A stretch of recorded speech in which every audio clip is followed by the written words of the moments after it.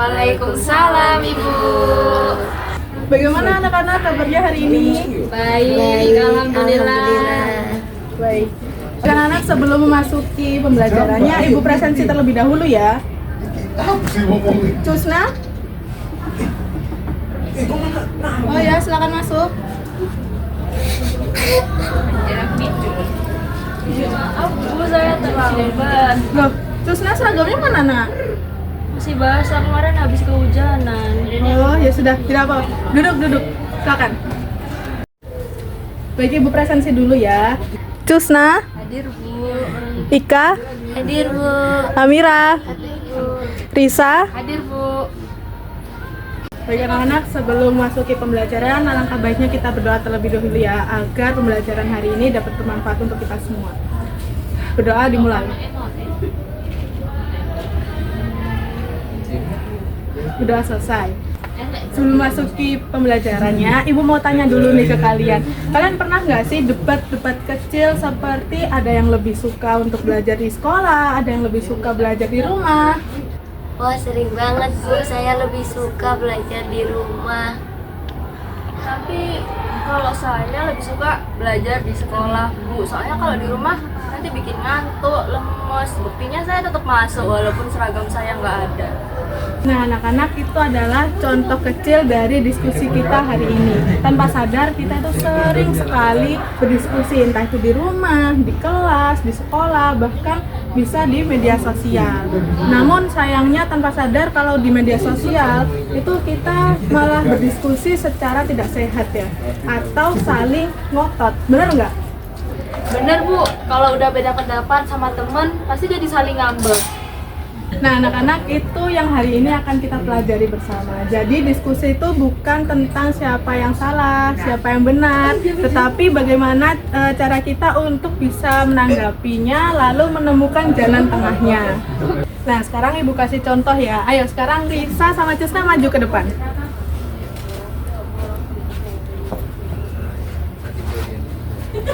Nah, sekarang Ibu kasih pertanyaan. Bolehkah membawa handphone ke sekolah? Kalau saya sih setuju Bu, biar enak asal dipakai untuk belajar.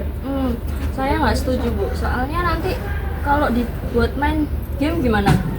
Nah, anak-anak terlihat ya di sini, mereka dua-duanya juga punya alasan. Jadi diskusi yang baik itu diawali dengan suatu isu dan juga ada argumen dari siapa yang setuju dan juga ada yang tidak setuju. Di akhir nanti kita akan belajar bagaimana cara menyusun tanggapan yang kritis. Maksudnya tidak asal ngomong dan juga ada fakta dan datanya.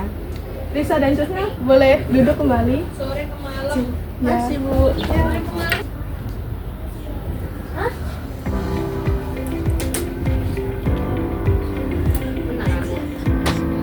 Ayo Ramon.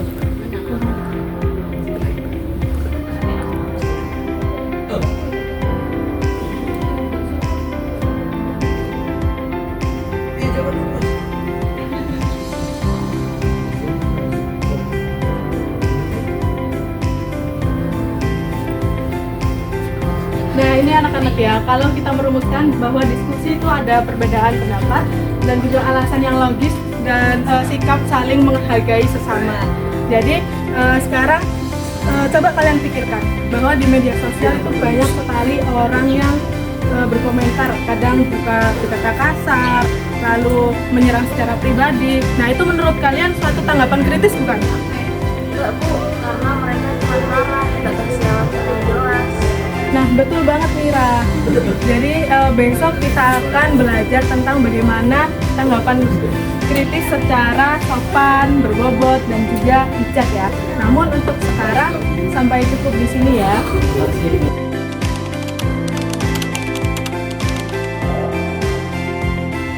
Oke anak-anak semua, sebelum kita masuk ke materi, kita mulai dengan pemanasan dahulu ya. Namanya tepuk pro dan kontra. Kalau setuju kalian tepuk tangan, kalau nggak setuju kalian tepuk meja.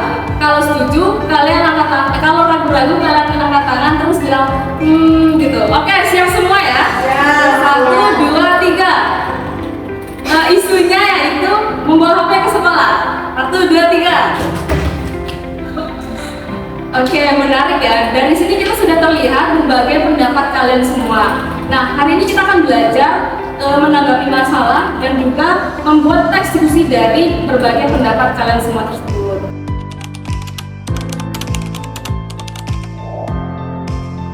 Baik, di sini sudah menyiapkan 2 lembar kertas ya, yang berisi pernyataan setuju dan tidak setuju. Nanti kalian akan berdiri di depan masing-masing kertas yang sesuai dengan pendapat kalian tentang isu yang sudah disebutkan, yaitu membawa HP ke sekolah. Oke, jangan berpikir lama-lama, semuanya spontan.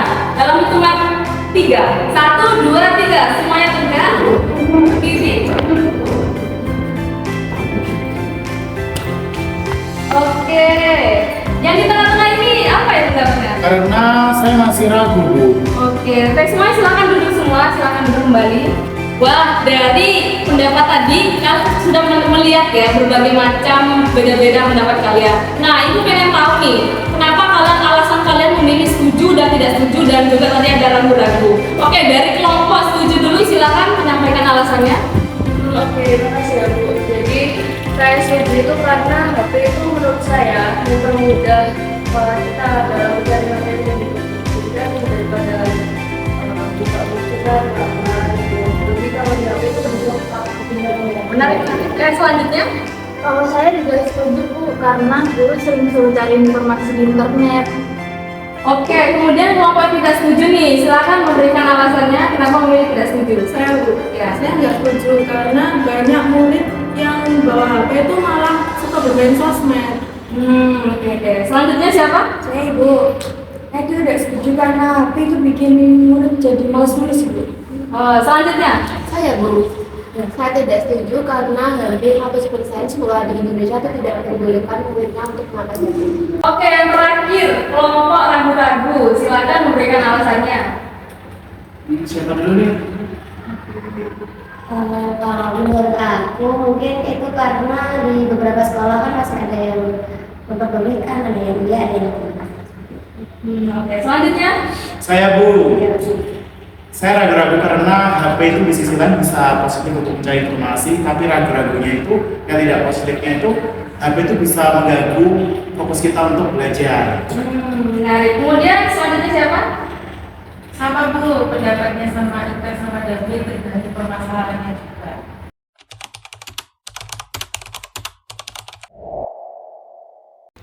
Oke, dari sini kita udah melihat ya berbagai macam pendapat kalian. Kita juga sudah membahas isu yang kita dalami, yaitu penggunaan HP di kelas. Selanjutnya Ibu sudah juga menyiapkan kartu. Nah, Ibu akan memberikan kartu kepada kalian. Kemudian kalian akan memberikan tanggapan. Ini termasuk bagian dari teks diskusi atau teks tanggapan. Oke, Ibu bagikan ya.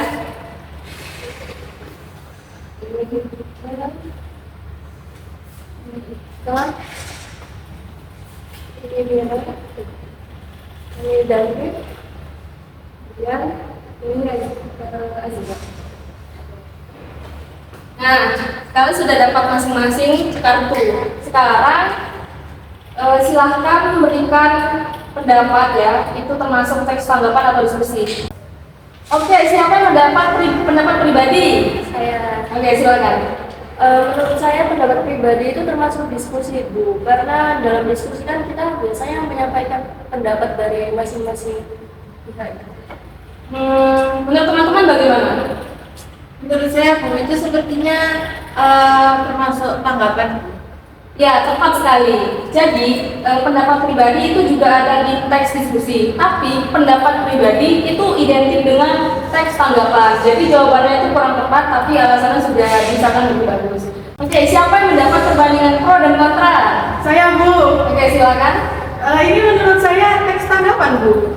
Belum tepat ya. Jadi, pro dan kontra itu ada identik dengan teks diskusi karena membandingkan dua perbandingan pendapat. Oke, selanjutnya siapa yang mendapat kalimat penilaian? Ya, silakan. Kalau menurut saya ini adalah kalimat tanggapan Bu. Teks tanggapan. Oke, tepat ya. Kemudian siapa yang mendapat solusi atau jalan tengah? Saya Bu. Ya, silakan. Ini teks diskusi Bu, karena teks diskusi biasanya mengandung solusi atau jalan tengah. Oke, tepat ya. Kemudian siapa yang mendapat argumen berdasarkan fakta? Saya, Bu. Ya, silakan. Menurut saya, argumen berdasarkan fakta ini masuk di tanggapan. Di saya bisa juga tidak. Jadi argumen berdasarkan faktual itu bisa dipakai di dua-duanya ya, teks diskusi maupun teks tanggapan. Ya, betul sekali. Ya. Kemudian siapa yang mendapat terakhir simpulan? Saya Bu. Ya, silakan. Menurut saya itu masuk ke teks diskusi karena biasanya di akhir teks diskusi itu pasti ada disebut. Ya, benar sekali. Apalagi simpulan yang memuat penyelesaian.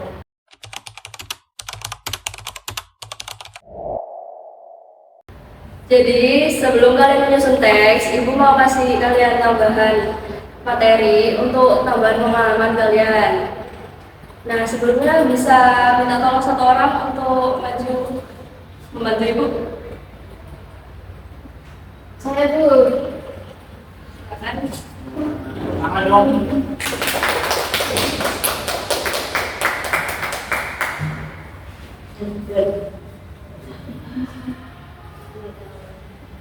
Oke, sudah terlihat kan? Sudah terlihat Ya. semuanya? Sudah. Oke, yang pertama itu pengertian teks diskusi.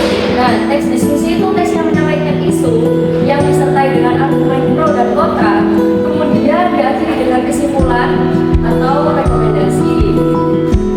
Nah, yang selanjutnya itu pengertian dari teks tanggapan kritis. Teks tanggapan kritis itu teks yang berisi pendapat, evaluasi, dan penilaian terhadap suatu pernyataan, karya, atau fenomena. Lalu yang selanjutnya ada struktur teks diskusi. Yang pertama itu ada isu, yaitu mengangkat masalah. Yang kedua ada argumen pro, yakni alasan yang mendukung isu. Yang ketiga ada argumen kontra, yakni alasan yang menolak atau menentang isu. Dan lalu yang terakhir ada kesimpulan atau rekomendasi, yakni merangkum posisi atau solusi. Selanjutnya ada struktur teks tanggapan kritis. Yang pertama pernyataan pendapat, yakni opini awal terhadap isu atau objek. Lalu yang kedua ada argumentasi, yakni alasan, bukti atau analisis yang mendukung pendapat. Lalu yang ketiga ada penegasan ulang, yakni penguatan pendapat pada bagian akhir. Lalu yang selanjutnya ada pembahasan teks diskusi. Yang pertama menggunakan konjungsi perlawanan, seperti namun, tetapi, terus sebaliknya. Lalu yang kedua menggunakan konjungsi sebab akibat, seperti karena, sehingga. Lalu yang ketiga menggunakan kata-kata evaluatif, seperti berisiko, bermanfaat. Lalu yang keempat memakai kata-kata rujukan, seperti ini, itu, atau tersebut.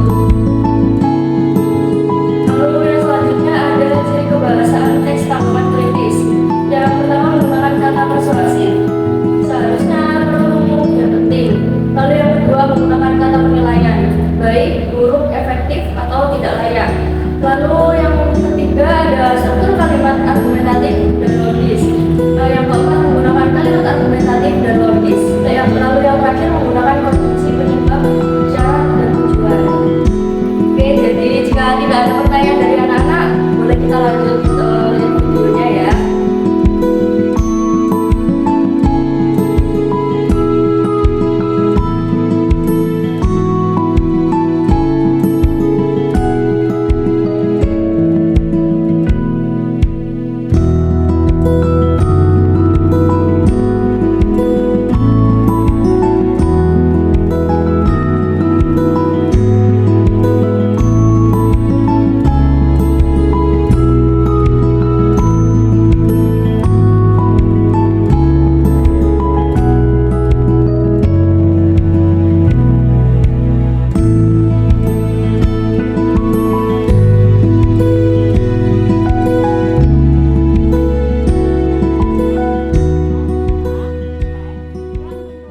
Nah, oke, sudah ya anak-anak.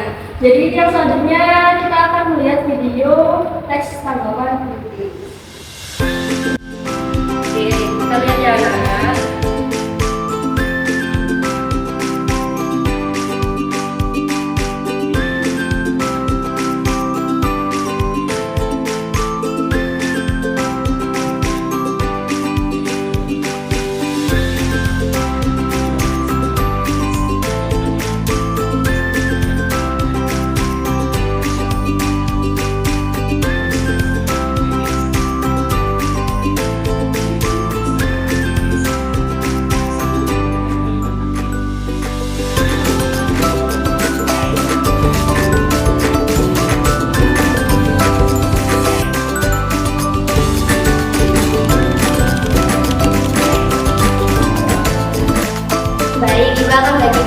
kelompok ya anak-anak. Kelompok pertama adalah kelompok U. Di sini ada Trisna, Risa, dan Hilda. Selanjutnya ada kelompok kontra yaitu David, Amira, dan Aziza. Selanjutnya kelompok solusi Elvi dan juga Bella. Baik, bisa duduk sesuai kelompoknya masing-masing ya.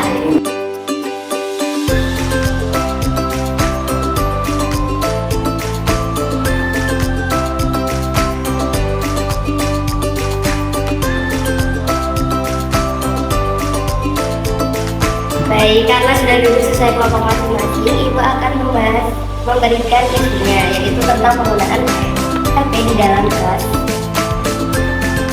Selanjutnya untuk kelompok terus bisa mengusul argumen setuju terlebih dahulu. Coba kita tulis manfaatnya dulu. Ya, seperti dapat mencari informasi dengan cepat, materi dengan cepat. Itu. Kita juga bisa menambahkan efisiensi waktu.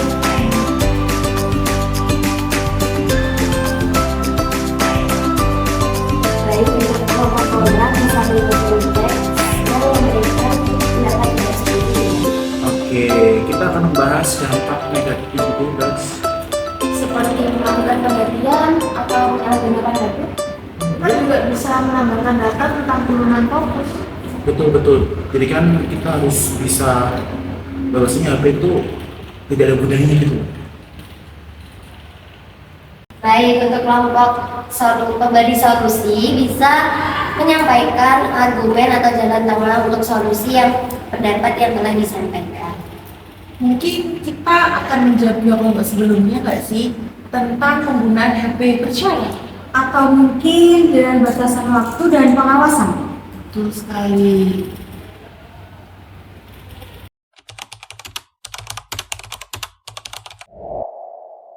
Untuk selanjutnya adalah presentasi diskusi yang telah dilakukan tadi. Yang pertama adalah kelompok pro terlebih dahulu. Bisa menyampaikan. Menurut pendapat kelompok kami, HP itu tidak perlu dibatasi, Bu, karena dapat memudahkan kami untuk pencarian informasi. Benar Bu, HP itu juga bisa meningkatkan efektivitas dalam belajar. Iya, apalagi aplikasi yang membantu pelajaran itu sangat-sangat membantu memahami materi. Baik, untuk selanjutnya kelompok kontra bisa menyampaikan pendapatnya. Ya Bu, kelompok kami berpendapat bahwa HP perlu dibatasi karena dapat mengganggu konsentrasi. Betul sekali, karena kalau siswa dipegangin HP saat pelajaran, mereka bisa membuka aplikasi yang tidak dibutuhkan. Betul Bu, juga ada penelitian yang mengatakan bahwa fokus kita itu bisa menurun ketika banyak distraksi digital. Untuk selanjutnya adalah kelompok pemberi solusi atau jalan tengah bisa menyampaikan pendapatnya. Baik Bu, dari kelompok kami setelah melihat dua kelompok yang berpendapat, kami menawarkan solusi Bu, bahwasannya HP boleh digunakan untuk kepentingan tertentu dan diizinkan oleh guru. Tadi kan kami sudah berdiskusi Bu. Nah, menurut kelompok kami itu HP dapat digunakan dengan pengawasan dan aturan yang jelas agar manfaatnya itu optimal Bu.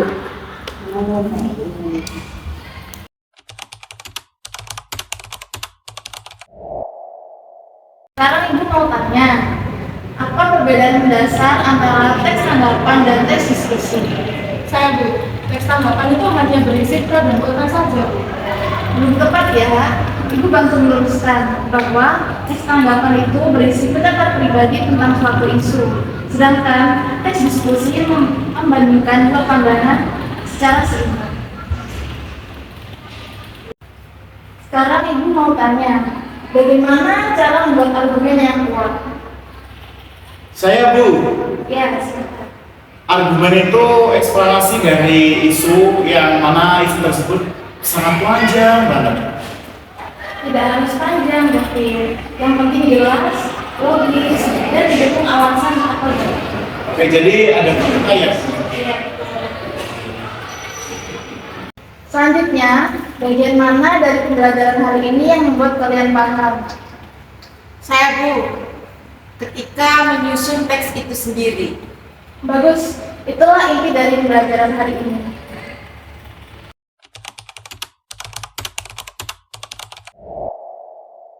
Sebelum kita akhiri pembelajaran hari ini, Ibu ingin kalian melakukan penilaian diri secara singkat. Begini sangat baik, begini cukup, begini perlu diperbaiki.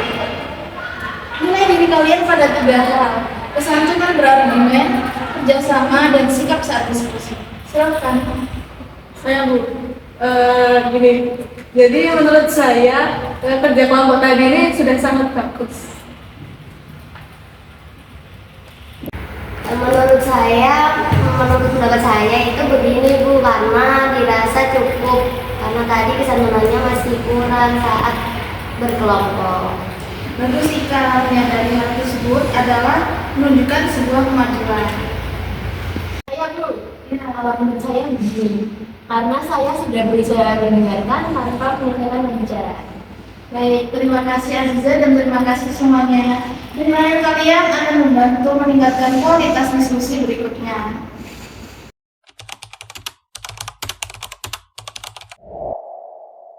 Sekarang mari kita simpulkan pembelajaran hari ini. Apa perbedaan utama antara teks tanggapan dan teks diskusi? Siapa yang mau coba? Saya Ya. teks tanggapannya kalau nggak salah isinya pro dan kontra. Belum pernah ya Trisna? Ada yang ingin membantu? Teks tanggapan itu berisi pendapat pribadi dan penilaian terhadap suatu isu. Sedangkan teks diskusi itu berisi pro dan kontra, kemudian solusi. Iya, betul. Terima kasih Anissa.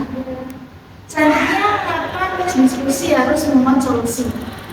Karena diskusi itu harus ada jalan keluar, Ibu. Tepat. Solusi adalah bagian penting untuk menutup diskusi secara objektif dan konstruktif.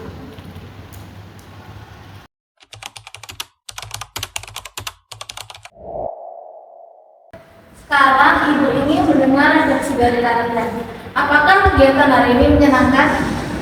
Sangat menyenangkan Bu dan sangat seru sekali karena kami bisa berpendapat tetapi tetap rapi. Saya Bu, ya suka bagian presentasi kelompok Bu. Bagus. Lalu bagaimana dengan PPT dan video yang sudah ditayangkan? Videonya sangat jelas Bu, karena dapat membantu kita untuk memahami suatu contoh teksnya.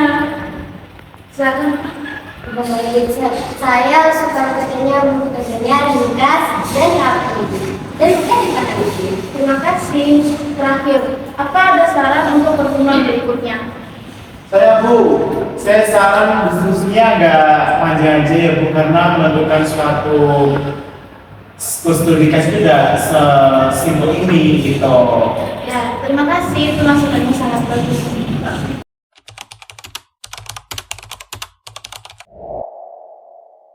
Selanjutnya, itu beri penugasan ya. Untuk tugas berupa poster, infografis, atau video. Durasinya 1-5 menit. Yang berisi tanggapan pendapat pro kontra terhadap suatu isu aktual yang terjadi di lingkungan masyarakat atau sekolah.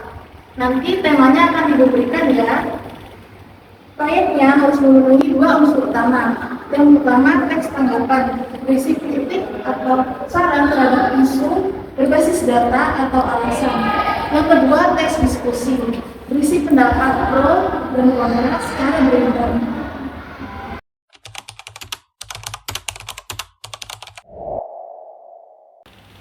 Baik anak-anak, terima kasih atas kerjasama dan antusiasmenya. Tetap jaga semangat belajar. Dan sampai jumpa di pertemuan berikutnya. Wassalamualaikum warahmatullahi wabarakatuh.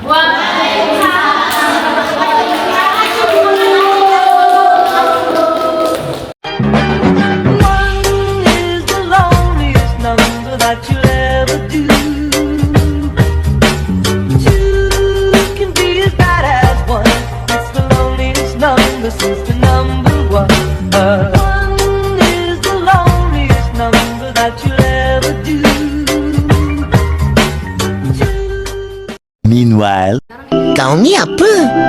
Kau tinggal sini ke? Anak metal ngangguk-ngangguk, anak dugem. Baik, untuk kelompok kontra bisa menyusun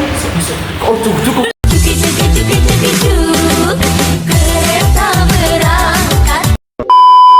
Selanjutnya, bagian mana dari pembelajaran hari ini ini yang paling membuat kalian paham? Saya Bu, bagian menyusut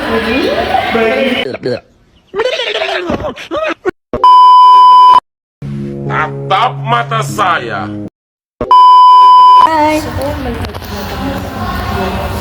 Oh iya, asik. Sekarang ibu ingin mendengar refleksi dari kalian. Apa kegiatan hari ini menyenangkan?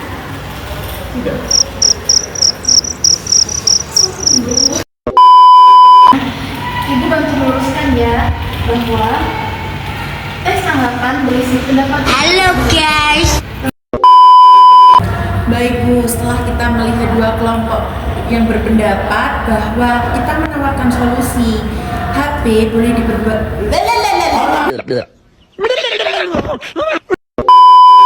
Meanwhile, Apa gue injek aja ya kepalanya? Enggak deh, enggak. Apa gue tonjok aja? Enggak deh, enggak. Apa greget? Apa gue colok aja ya matanya? Enggak, nanti kalau matanya berdarah gimana? Kan udah sampean bela. Sika sih ngomong. Kenapa nggak apa-apa tapi contoh wes ah.